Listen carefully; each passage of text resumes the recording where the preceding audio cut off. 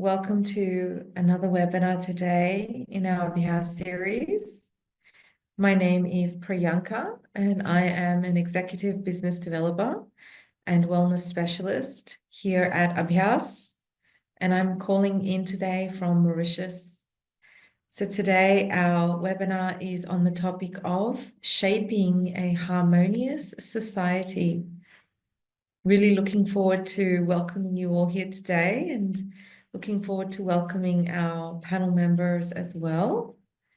So we have Mark-Antoine to shop. Apologies if I'm not pronouncing the surname very well, but we have Mark joining us today. And I believe we will be having a panel member coming in from the Philippines as well.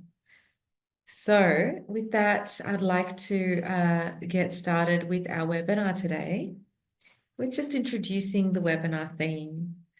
So today's theme is this particular session is all about exploring how we can create harmony in society by making necessary changes within ourselves.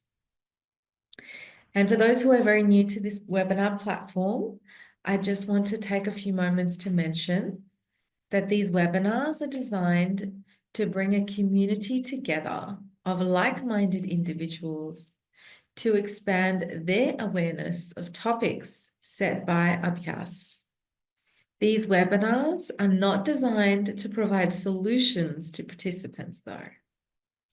Here at Abhyas, our vision is through the application of experiential knowledge.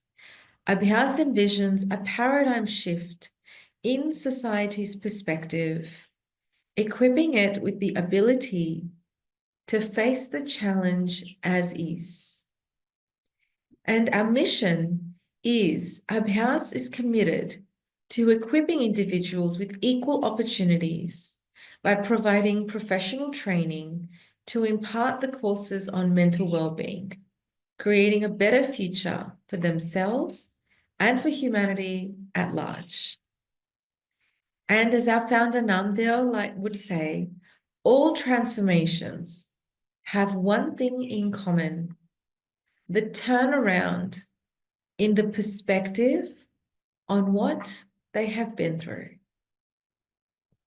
So for those of you who are new to our Zoom platform today, I just want to mention a couple of little housekeeping points here, which is that for all of our participants, we are looking forward to seeing your comments, questions into our chat box.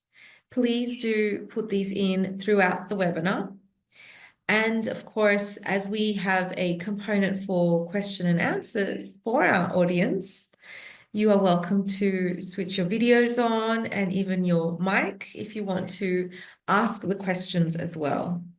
And just a friendly reminder that our webinar today is being recorded. So with that, I would really like to hear from our participants. Where are you dialing in from? Are you here in Mauritius, or are you dialing in from somewhere overseas? Please do share with us where you are dialing in from. All right, excellent. So we've got somebody here coming in from Mauritius, which is really good. Fantastic. All right, so what I'm going to do now is I'm going to introduce our speaker today, and his name is Mark, and hopefully we'll have our second speaker joining in soon as well. So Mark, welcome. Mark-Antoine is a modern-day alchemist, part sage, part rebel, transmuting pressure into purpose. From boardrooms to beaches, he brings Mackenzie logic with meditative grace. A Swiss Mauritian soul, he guides leaders through storms with his 6-step POD now path, where strategy meets stillness through storms So his strategy meets stillness with his 6-step POD now pathway, which is all about meeting stillness and decision flow from the heart. with intuition, refined by data and compassion, sharpened by fire. Matt helps visionaries lead, not with control, but with presence. To walk with him is to remember harmony begins within. Mark is a modern day alchemist. Wonderful. Really glad to have you here with us today, Mark. Thank you. I think you're muted there for a moment, but that's all good. Fantastic. So, before I go into our panel discussions, I think it's very appropriate at this moment to ask a question of our lovely audience. So, we talk about harmony. We talk about harmony in society. We talk about harmony in the workplace. And we also talk about harmony in our personal lives. So I'd really like to hear from our audience now, just in a couple of words, what does harmony mean to you? And how do you see it playing out in your role, whether your role is in the workforce or whether your role is in the personal life as well? So just take a moment or two just to share with us, what does harmony look like to you in this environment? Good. And so as our audience is sharing that, yes, absolutely. Harmony is balancing the paradoxes. Very interesting point there. You know, here at Abhyas, we talk about building inner harmony.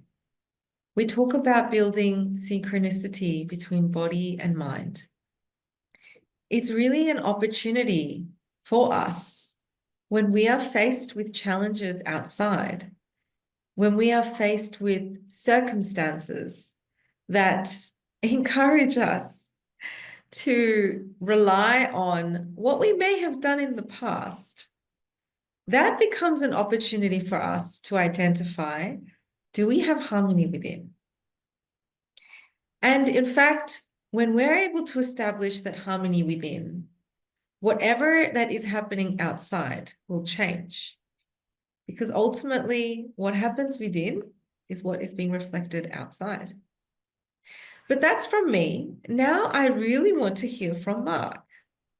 So Mark, I'm going to ask you the first question today, which is, what does harmony mean to you? And Mark, I'd be so honored if you could share your expertise with us. And feel free to spend a little bit longer than 2-3 minutes to share even a little bit about, in your profile, I read about Pod Now Path. It would be really interesting to know a little bit about that as well. Thanks, Mark. So it's very interesting, and thank you, Priya, for the long introduction. When I listen to it, I say, gee, a lot of beautiful words. Now, how do we make them real? That's another question. So coming to harmony and balance, because it's very interesting. The participants are using the word balance linked to harmony. And it's true, we often talk about work-life balance. And in fact, it's how to create an harmony between my working life and my private life, which doesn't mean only balance. And you mentioned the word synchronicity between our mind and our heart, if I understand well. So for me is when I am in harmony, I am at peace. I am connected with everything that I am experiencing. Whatever it is, I feel in union, fully present in everything that happens in my life. In that moment, I am in harmony. And if I really go a little bit further, is when we sing songs and several of us are singing in the same tone, same vibrations, it becomes harmonious. There is an expansion of the experience. So harmony in that sense is living my life fully connecting to every experience that I have. But each of those experiences are building on each other, which create this harmonious experience where I feel bliss, where I feel connected to the gods, if I may say so. So comes the question, how do we make this happen? And it's not just, that's why I use the comparison with balance, because balance means, okay, there is a part on one side and there might be another part on the other side, and I need to balance both of them. So it's either one or the other. In fact, no, it's on building on each other, this expansion. So I think I hope the definition is a little bit clearer. So then comes the question, how do I achieve these states in my life? Because I think this is something we all want to live constantly. And this is what we have in our heart when we are fully connected to this part of our being that is just love, just compassion, just present without expectations. But the journey that we experience in life, it's not that one. The journey is more to close that part of us because we experience, let's say, tensions at work, tensions in families, tensions in relationships. We experience stress, and it's tension, stress, that make that part of the heart that make it close, they close it. And then we go to our mind, to our brain, and we start to overthink and overact. And that's the world we are in it, which is called VUCA, where the world becomes more and more vulnerable, uncertain, complex, ambiguous, and even extreme, speedy, and turbulent. That's where we are in, where with this kind of world, we disconnect from this harmonious life to enter into an ego state, fearful life where we start to fight everywhere. And that's what we see today, not only in our workplace, but we see this really in life where India and Pakistan for the time being, Israel, Gaza, Russia, Ukraine, and so many other places are getting more and more out of harmonious or out of balance, if we can also use that. I hope I'm not losing, because you told me to talk a little bit, so I'm happy to talk. So now come the question is, as you said, how concretely can I do something to become more aligned and more harmonious with my mind and my heart? And for that, I have this 6 steps formula. There are many other ways, and this is just one, but this one, I'm familiar with it. And what is this 6-step formula? It starts with pause. So whenever something happens and I feel I am out of harmony, out of balance, out of my alignment, I pause.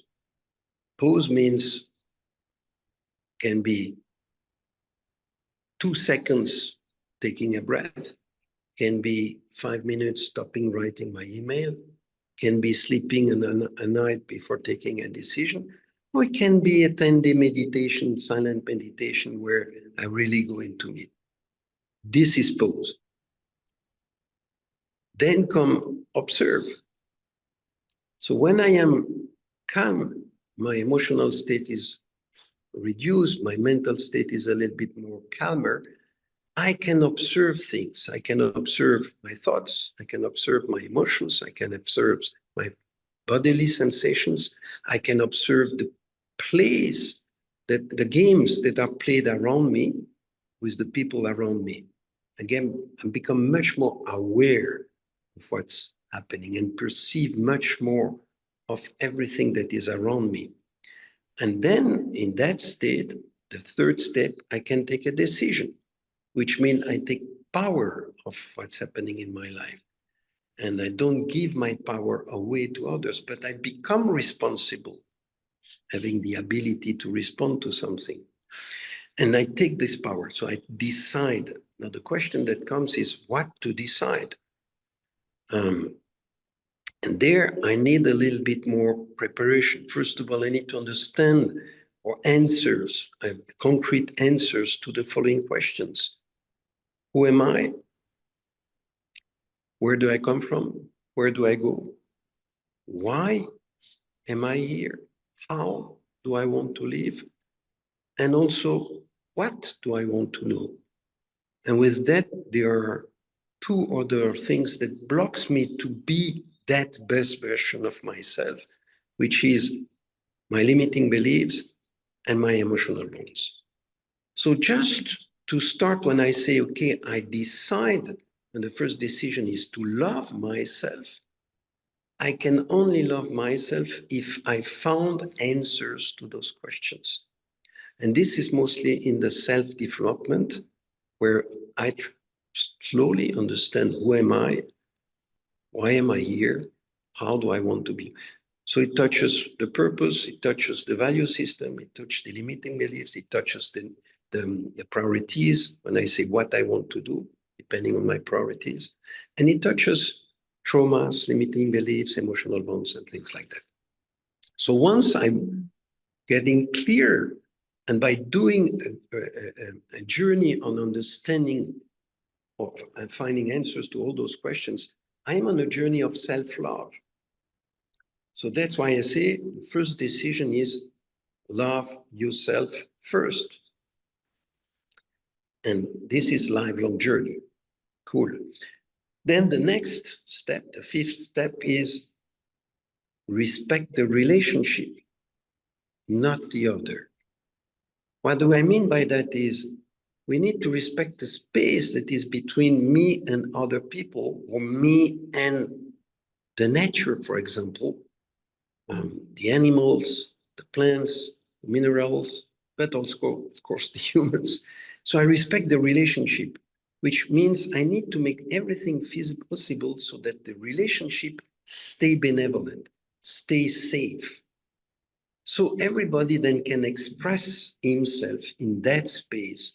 And as humans, we can then share our needs, and they might be different, and allow a space so we can discuss, negotiate about each needs.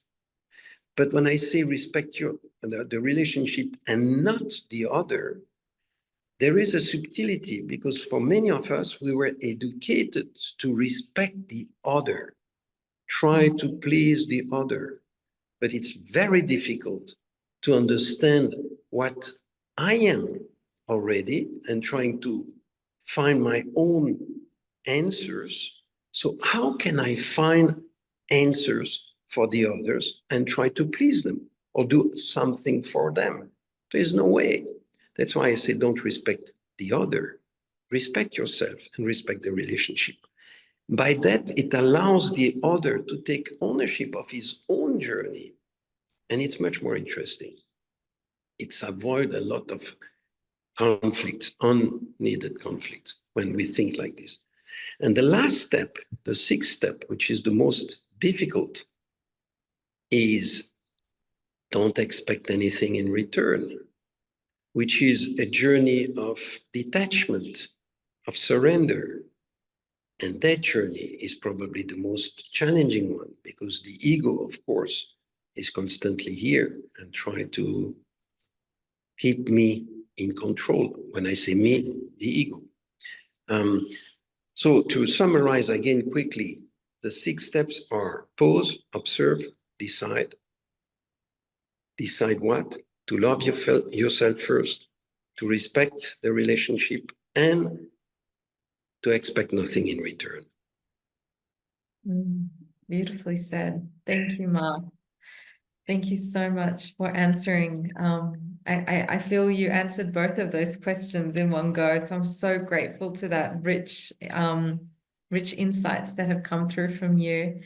I can also see that Samira has joined us as well, which is really good. Before I jump into introducing Samira, I thought I might just have a look at the chat and just echo a few really beautiful points that have come through. Which is, I had asked the audience a question earlier, which was about what does harmony look like to you, whether it's in the workplace or whether it's in your personal life. And we had Ashu who mentioned that harmony is a state of balance. It's a state of agreement and peaceful coexistence. So that was definitely very well said. So thank you to Mark for sharing with us about the 6-step process, and of course for also sharing about the questions on what does harmony mean to you and the role we can play in creating harmony. So I'd like to now welcome our second speaker today, which is Samira. Welcome, Samira.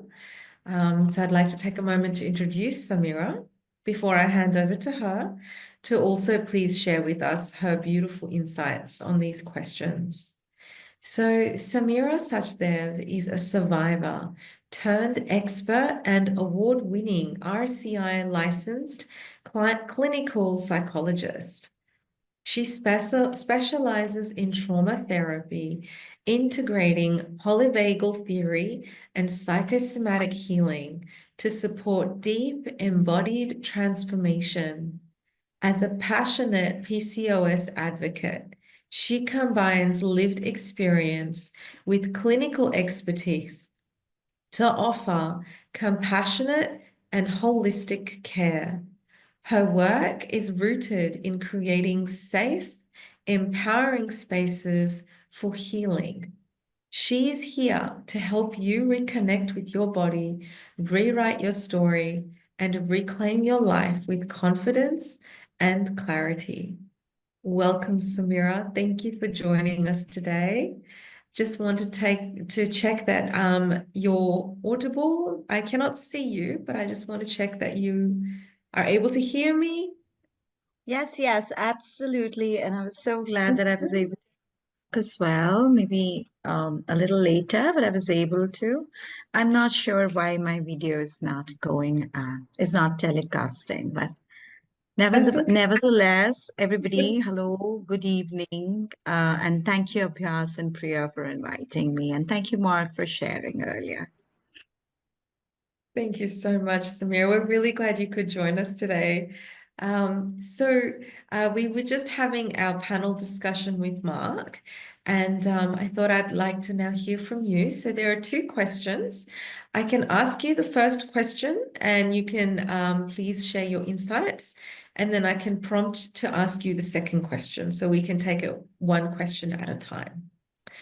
So the first question is, Samira, what does harmony mean to you? I just also want to mention that today on our platform, it's just you and Mark today. So feel free to really grace us with your generous expertise. Over to you. Thank you. Sure. What does harmony mean to me? And because I could be generous with time, I will take the liberty of using a little story. I also kind of explain better with stories. Sure. Thank you. So, in one word, harmony is alignment for me. Now, let me explain what alignment would mean. A few weeks ago, I went to a trip with some of my girlfriends, and we had 5 of us, and we knew each other, but we did not know each other so well, and some of them really did not know each other, right? And we realized while we were out that we're very different people. with extremely different needs and extremely different values, priorities, and very different ways of expressing emotions like anger, frustration, even shame, etc. It was it was a brilliant experience, honestly. And what I realized, when the trip started, I realized that there was this one of us was not at all happy with their partner. She's literally fought with her partner and come, you know, in the trip. And her expression of that frustration that she had from whatever had gone wrong with her partner was getting expressed.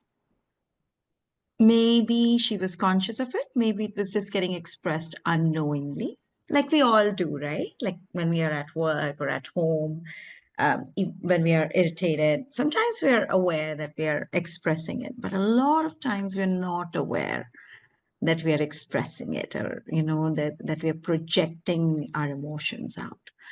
So she was doing that, and that led to the most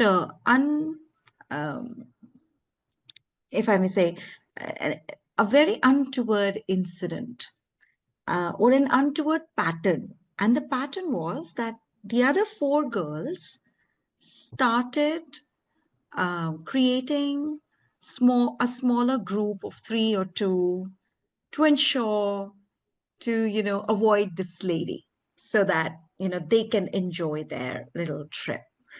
In real life, when we are not in harmony or in alignment, we do that too. In life in general, in everyday life, when we are not aligned, and I'll go into what is alignment, we do that too. We try to find people who are in the same space as we are. Most of the times, we try to be at a good space. And we try to stay with them because we don't want to stay with a different vibration or a vibration we're not able to understand.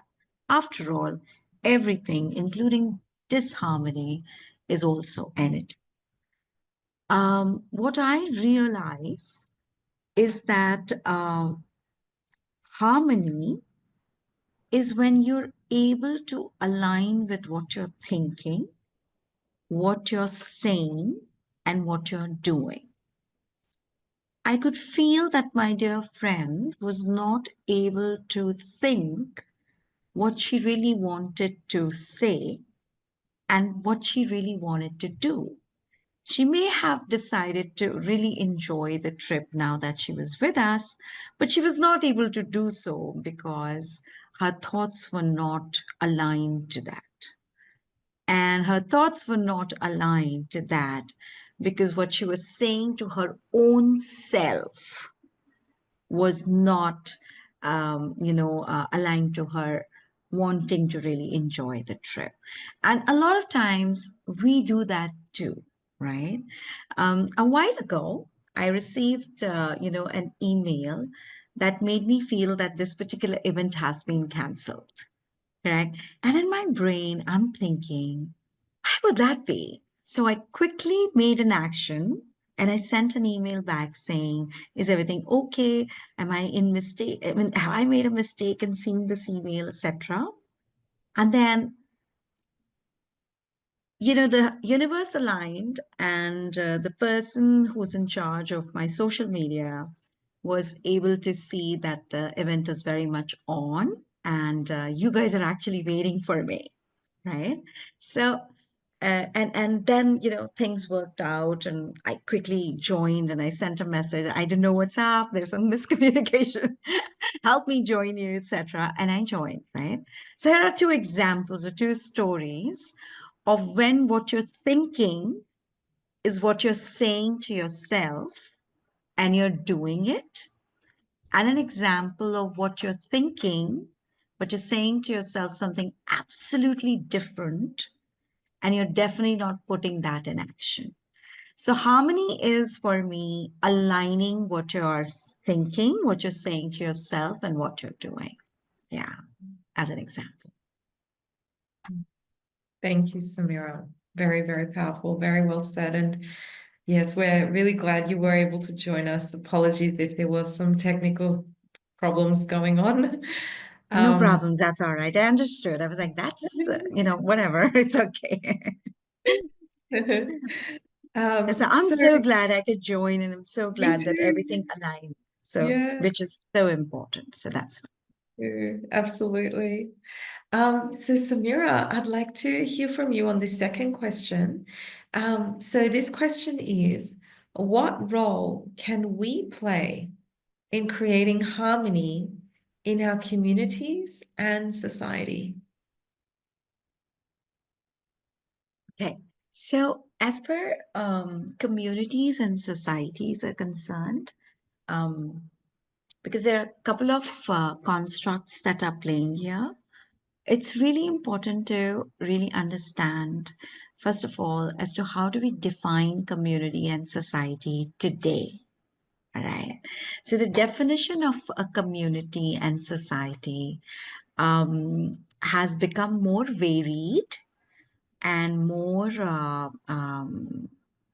diversified today, in a sense that I could be a part of various communities, and I could be a part of a society that I choose. So, which was very different from what we had earlier.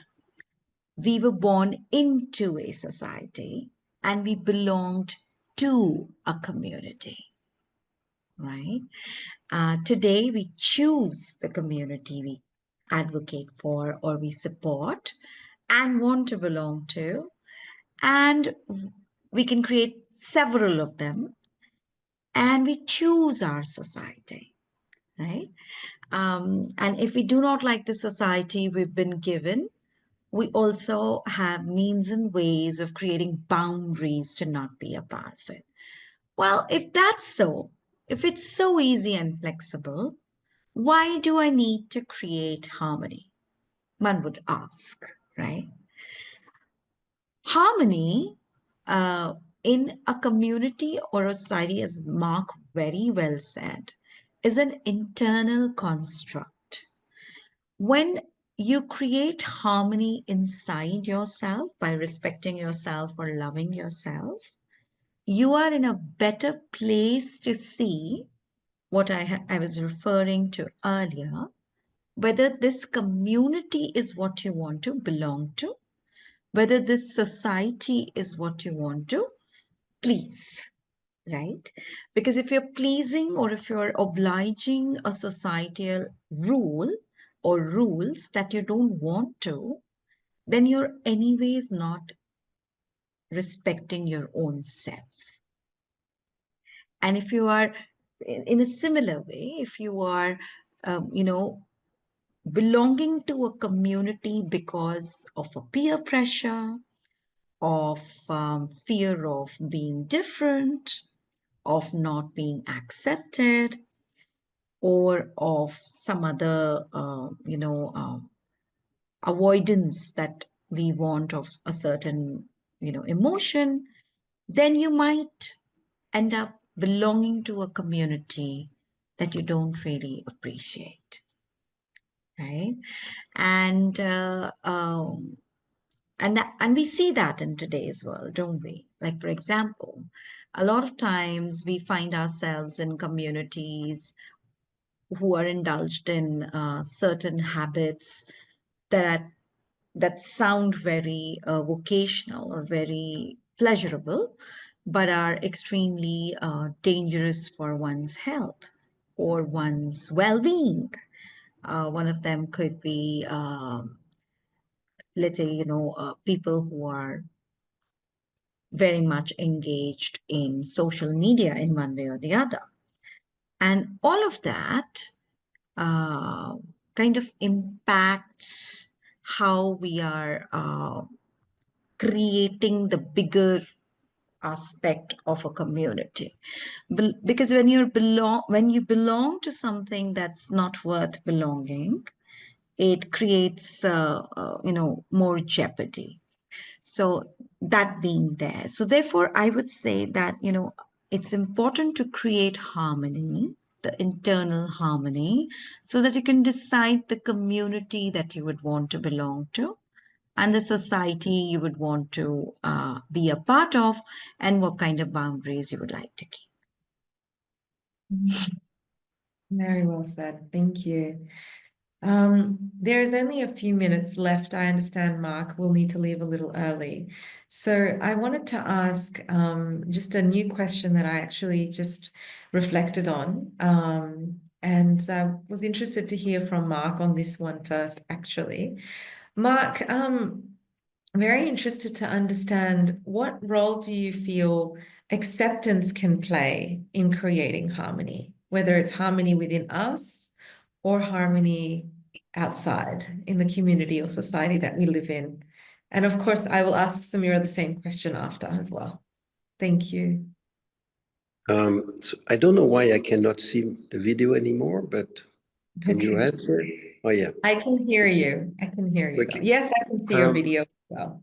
So probably acceptance is one of the first step towards anything that is creating harmony, because what creates disharmony is rejection, is something that I don't like in my life, that I judge, whatever it is, and that creates a disalignment. So even if something is not pleasant, if I want to create an harmonious life in myself, I need to start with to accept it, which means trying to look what it is. Samira, you are a trauma specialist, so you know it starts with looking, feeling, touching, observing, whatever it is that is so difficult to accept because it's so intense. So softly, very kindly connect to the things that are difficult in us, to start to enter in a communication, in a connection, and then accepting, which means then I don't judge myself, I don't judge others, I accept. And the moment I accept, I can enter in a relationship. Then the moment I enter in a relationship, I can create harmony. Otherwise, it's just reaction, and there is no way that I can evolve from it. I have long answer. So, Samira, I'd like to ask the same question to you, please. Can you ask that again? Of course I can. That's okay. I understand that we were talking about acceptance. So I'd like to understand in your expertise, what role or effect or impact does acceptance, whether it's acceptance of ourselves or acceptance of the community, the society that we are in, what impact that has in creating harmony? Acceptance and harmony. Mm. In the role I play. So I work very closely with trauma and grief. And wherever there is trauma, there is grief. So you've lost something, and that's already traumatic. And therefore, there is grief always. There could be grief without trauma, though. I when I'm working with people who I have gone through a traumatic experience or a grieving experience, their brain is different from a normal brain that has not gone through something traumatic, or at least hasn't perceived it as traumatic, you know. So a traumatic brain usually would look at facts or things or whatever is happening around them as really catastrophic, something that will be permanent, will be extremely difficult, and will have a high cost Now, this cost is described as how it'll affect their trust, it'll affect how they will relate to others, how they will look at themselves and others, and how they will always feel about being seen by others. So their whole identity and the validation construct is sort of corrupted. In my work, when when we are looking at something to that effect, harmony is and very unfortunately, I'll have to say that the kind of world that we live in and the kind of work that we do, it has become very easy for people to, or it is very usual for people to go through a traumatic experience nowadays. So, and therefore we do see the impact on harmony or on alignment, because the brain is not really functioning as a brain that would let you accept or let you be okay with whatever is happening, because the brain is constantly giving you signals that this is dangerous, this is something that we have seen, you can't trust anyone, you cannot be in a relationship, you cannot, you're not enough, and that you will not get the results you want, because the brain has become so used to these thoughts. These, in fact, there's a time, and it's a very popular thing when we say this, that a traumatic brain likes trauma. So a lot of us, in today's world, we watch before we sleep. Some of us watch even when we are eating. I'd like you guys to reflect on, what do you watch before you sleep?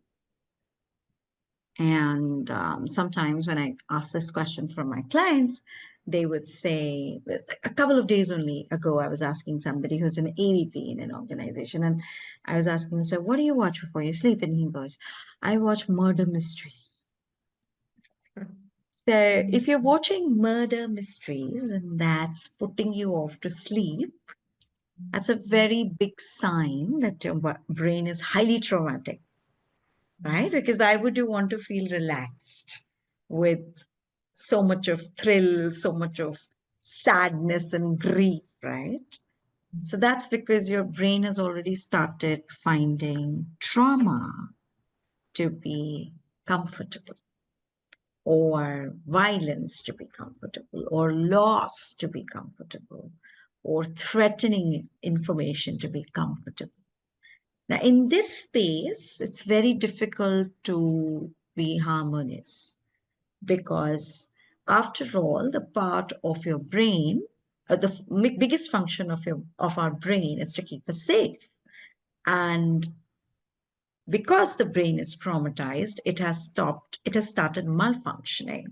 It's actually giving you ideas that will make you feel more unsafe, right? And that's when a person starts splitting, which is that a part of them is always telling them how things will be good.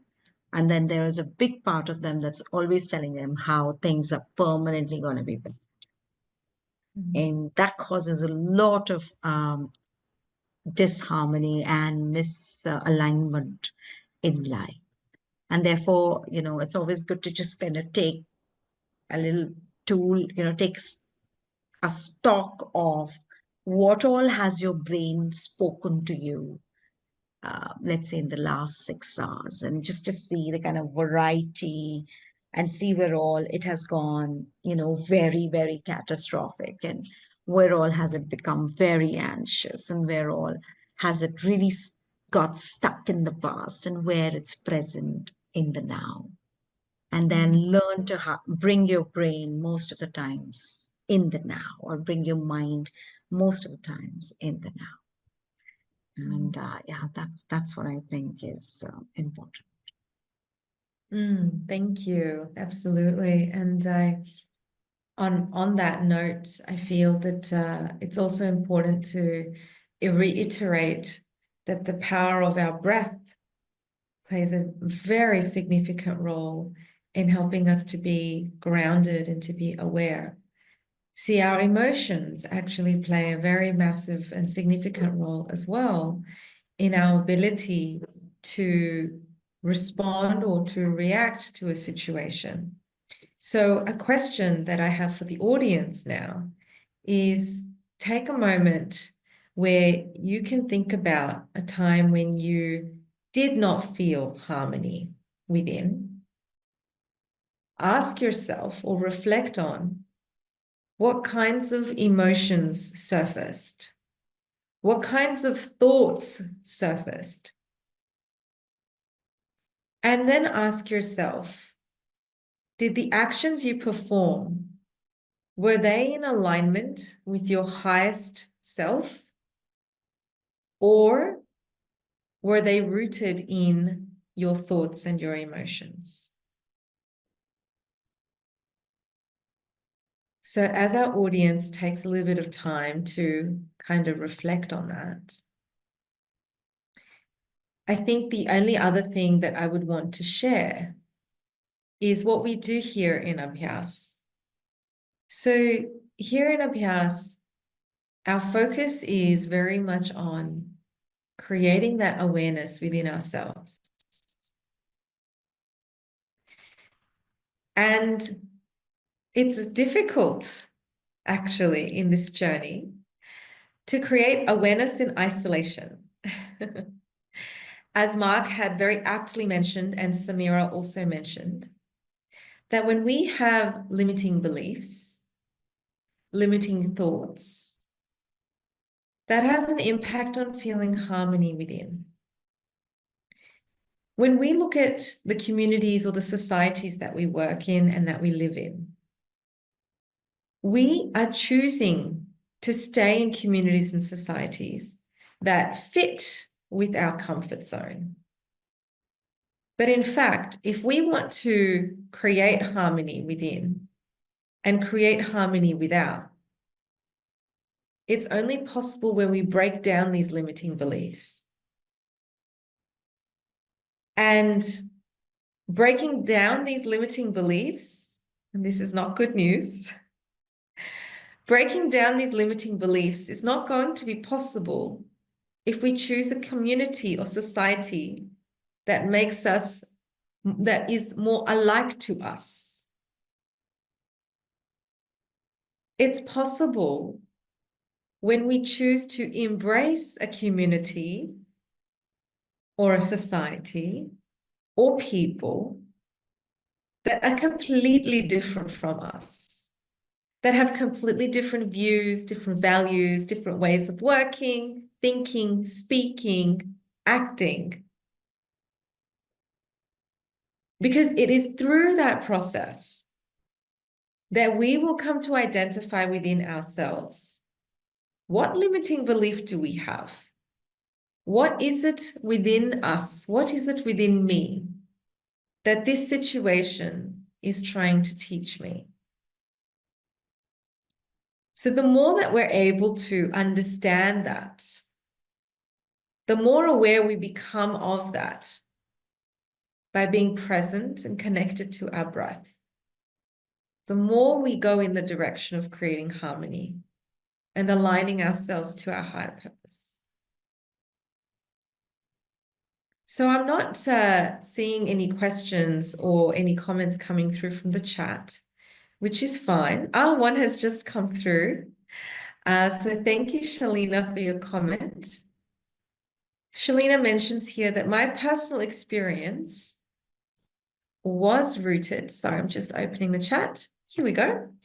My personal experience was rooted in fear, and this resulted in misalignment. Yes, Shalina, thank you for sharing that. It's good to have that acknowledgement, actually. And Shalina, may I ask, is there a question that you would also like to ask Samira as a follow-on from your comment? Feel free to share that. If you would like to come on video and switch on your mic, you can do that as well. Or you can put that into the chat. Now, as I give you some time to ponder on that, Samira, is there anything you would like to share on this particular comment about how fear results in misalignment? Thank you. I think fear is one of the most underrated and misunderstood emotion. We're scared of fear also. Like we fear fear, you know. But if we kind of go back into our DNA and, we go back into history and when we were cavemen and we knew nothing about how Earth was or how it behaved. We didn't know that there was something called a tree and it could fell and it was made up of something so heavy that it would fell on you, it would kill you. Or for that matter, that the tiger is not, is not a friend. It can eat you, and that, what in the wild is actually your food and what can make you the food. It was all fear that told us. And if you see fear is fear, therefore, because nobody told them that a tiger is going to eat you, and then you saw that there was this gigantic animal, looks like he has got teeth, and he doesn't look like he's in a great mood to laugh with you. The intuition sets in and it makes you smart enough to understand that this is not safe.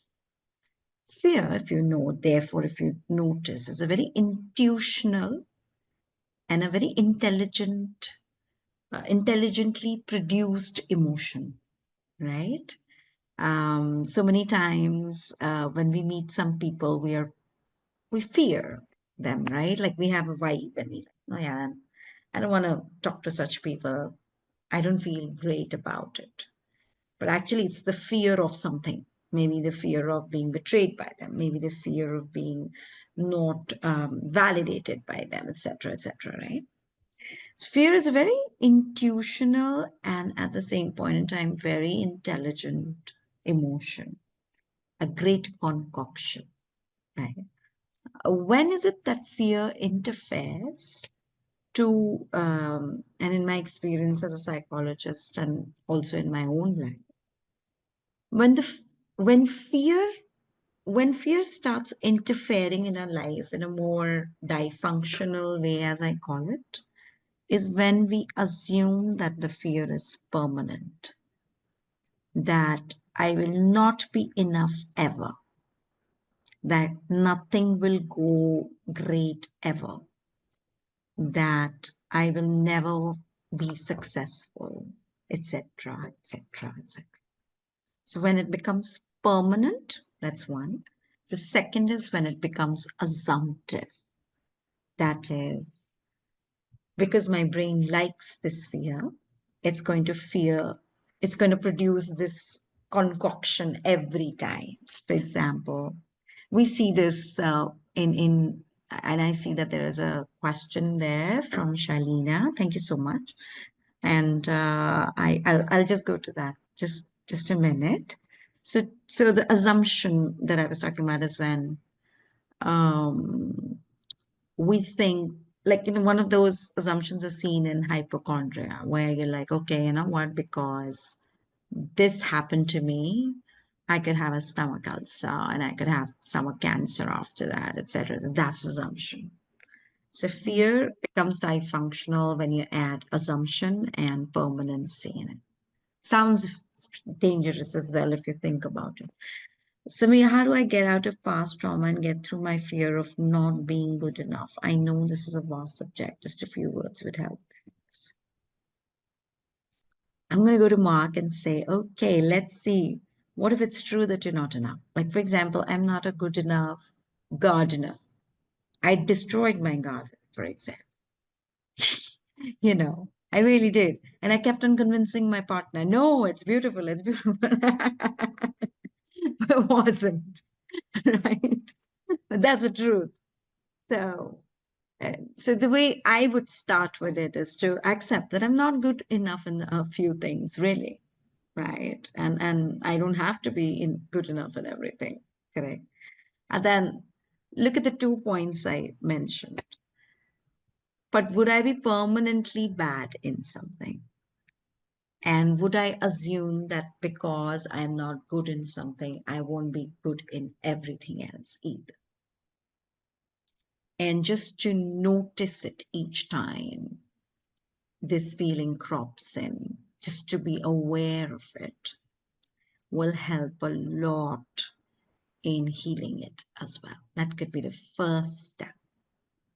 Remember the 2 things I just mentioned, the permanency of it and the assumption. And here the permanency is also overgeneralization. So if I'm not good at gardening, does not mean I'm not very good at taking care of my cats. And definitely does not mean that I don't take care of my kids, right? So that's overgeneralizing, but it's so easy to do it on a bad day. And you have to catch yourself on that bad day. Thank you so much, Samira. Thank you, Shalina. So as we are coming to the end of our webinar, I want to give a big thank you to everybody who's here today. A special thank you to Samira and to Mark. I know that he had to leave early, but I just feel that this was a really special webinar. And I'm really grateful to our audience for opening your hearts and sharing your questions and comments in the chat. And so I wanted to conclude our webinar with just a few final points. So if you'd like to stay in touch with us here at Abhyas Mauritius, on the screen you will find some information. On the bottom right corner is a QR code to access our LinkedIn profile. So on LinkedIn, we broadcast all of our events that we have upcoming. We have corporate events, we have retreats, we have volunteering opportunities. We also do teacher training programs. So please don't miss out on those opportunities. Please do have a look at our LinkedIn page. And then on the bottom left corner of the screen is our website, www.abhyas.mu. So there you can have a look to understand a little bit more about who Abhyas is, what we do, and how we came about. Our founder, Namdeo, founded this organization, and I absolutely love how our founder introduces the organization, and our intention as individuals is to become the change that you want to see in the world. And so in the chat, we have a few links that are being shared with you. We have our abhyasretreats.com website.